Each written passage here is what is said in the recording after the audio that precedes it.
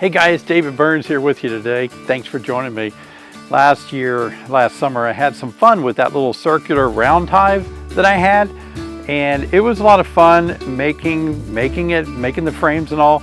I found out pretty quick that it was going to be a tough hive to keep healthy because I couldn't really treat for mites. The frames weren't really as secure and removable as I had hoped. They kept breaking apart. I had a ton of small hive beetles.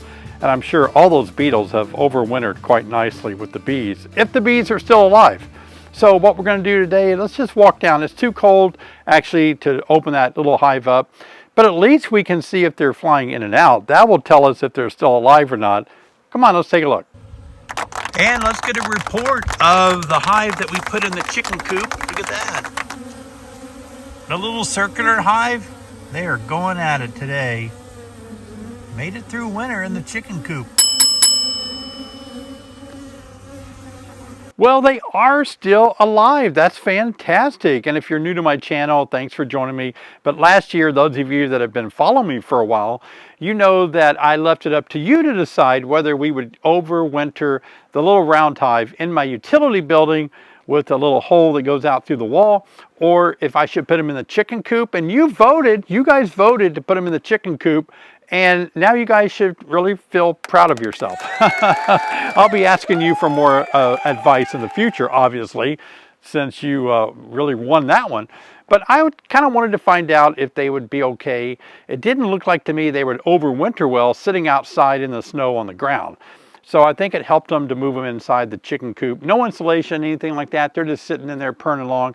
But I didn't get to apply my usual techniques of building up bees of winter physiology, keeping my mite levels low, keeping small hive beetle level low, and then feeding them all winter long, my winter bee kind. I couldn't do those things. So I'm not sure how big they are inside of there. If they've lost a lot of bees, or it's not so bad. We'll have to wait until another warmer day gets into the mid-60s. And I think what I'll do, I might even pull it outside so we can open it up. I'm not sure if I should open it inside the chicken coop and all the bees go flying inside the coop and all. It has some open windows. They might find their way back in, but I'm not really sure about that. But when I was at Hive Live, there were some people there from Israel who make another circular hive like this. Take a look at this.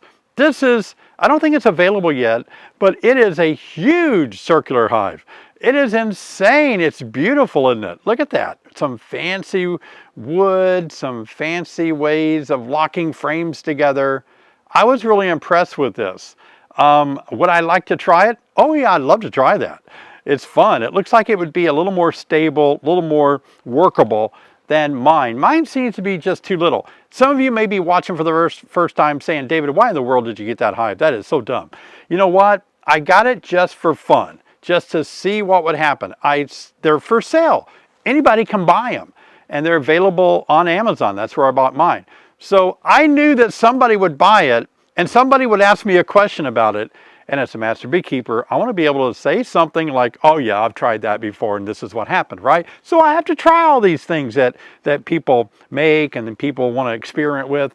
I have to try myself. So I do try to keep myself kind of up to date on these things, even though they're not your standard, anywhere close to your standard hive. It would be at least good experience for me. So yeah, you don't need to leave a comment and tell me I'm an idiot for trying it.